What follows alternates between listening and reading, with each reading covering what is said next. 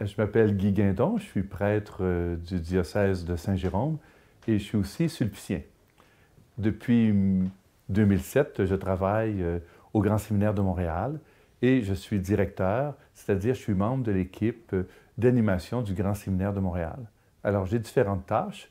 Alors ma première tâche, c'est d'être directeur de la propédeutique, donc c'est-à-dire de la première année. C'est une année qui est plus particulièrement axée sur la spiritualité. Et je suis aussi directeur du département de pastoral.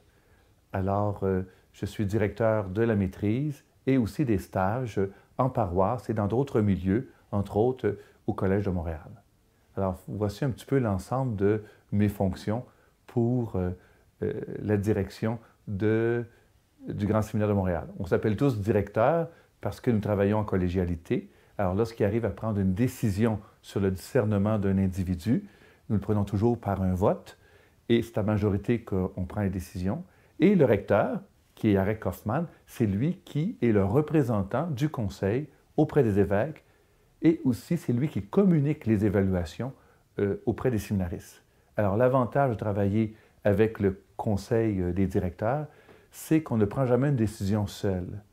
On est plusieurs. Alors, nous pouvons évaluer un individu en l'observant sous différents angles.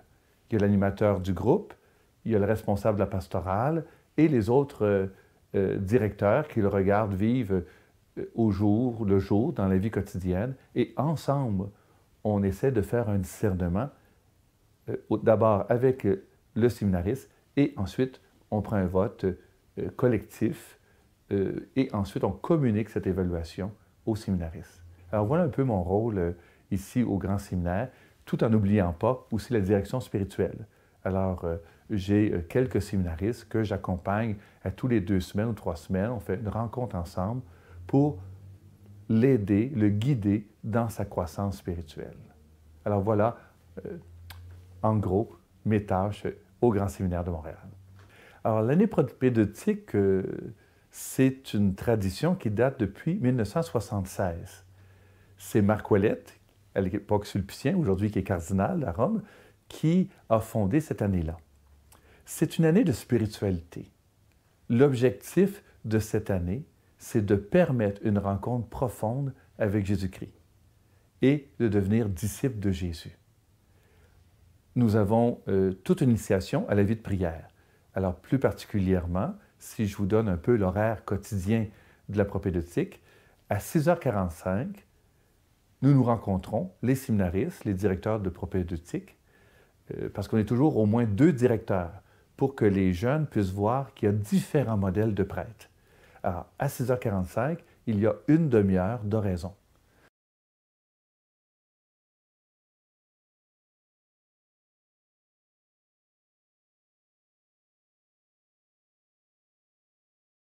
Alors, nous leur montrons la méthode de M. Ollier, qui est très, très simple. Donc, cette méthode est composée en 3 temps. On lit un texte de l'Évangile, on s'imagine la scène comme si on était présent à cette scène de l'Évangile. Alors, si on prend, par exemple, l'Évangile de Zachée, alors on s'imagine qu'on est dans la foule, ou bien non, on est comme Zachée sur l'arbre, ou on est près de Jésus. Donc, on essaie de vivre intérieurement, visualiser cet extrait de l'Évangile, et on le médite dans un premier temps. Ensuite, on se laisse interpeller par la scène.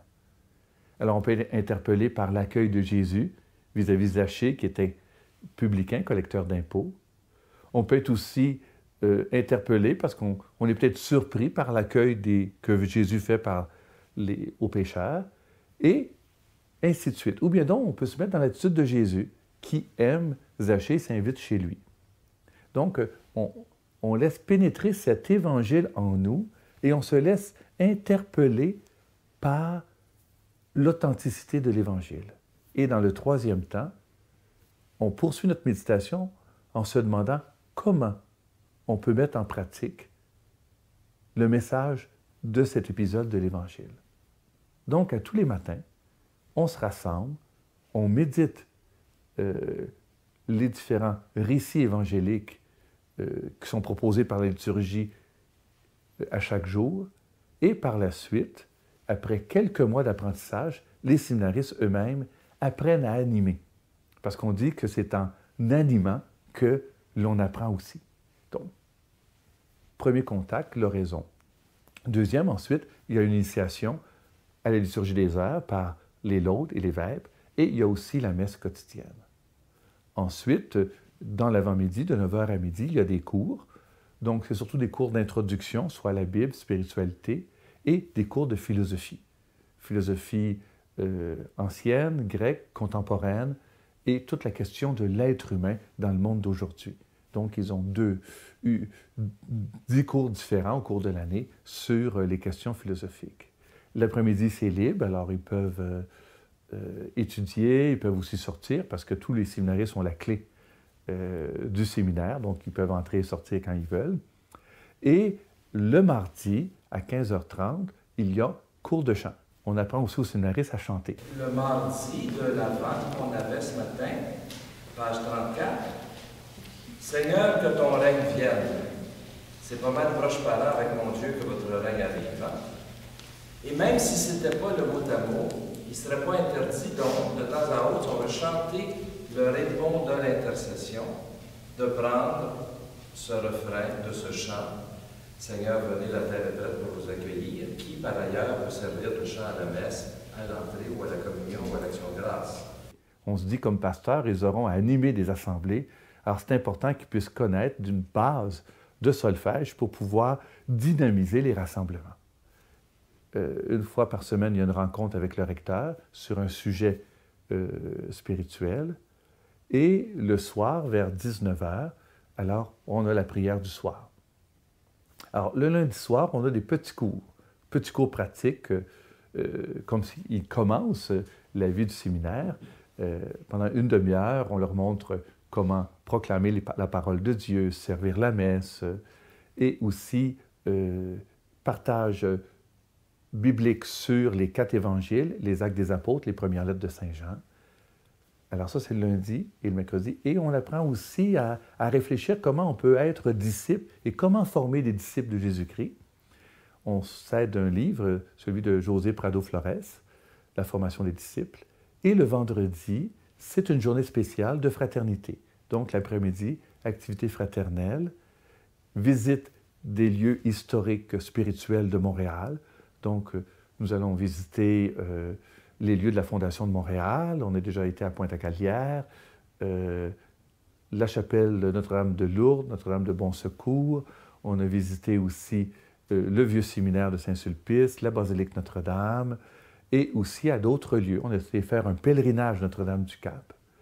Et le soir, c'est souvent soit un film spirituel, partage, et quelquefois, on fait aussi des visites dans des familles. Alors, dernièrement, bon, j'ai la chance d'avoir ma mère qui est une excellente cuisinière.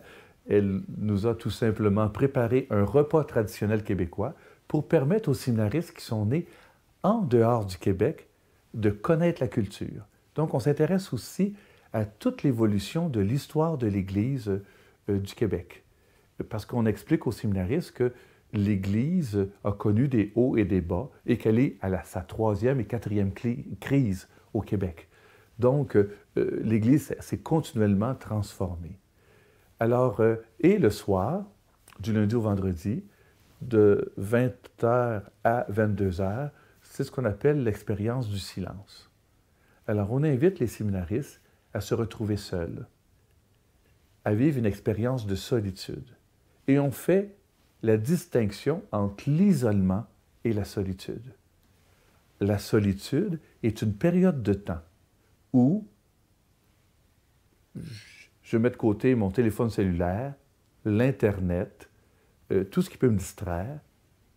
Je peux faire des lectures spirituelles, où je crée un espace, un silence, pour laisser un espace à Dieu, pour que Dieu puisse venir me rejoindre dans mon humanité.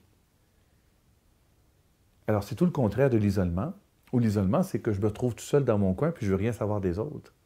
Tandis que cette expérience de solitude, c'est d'apprendre à mieux se connaître et vivre des moments de rencontre avec le Dieu vivant. Alors, ils peuvent aller à la chapelle, ils peuvent faire une prière d'adoration, ils peuvent faire lecture spirituelle, peuvent faire aussi d'autres lectures afin de mieux se connaître et de laisser un espace pour la rencontre avec Dieu.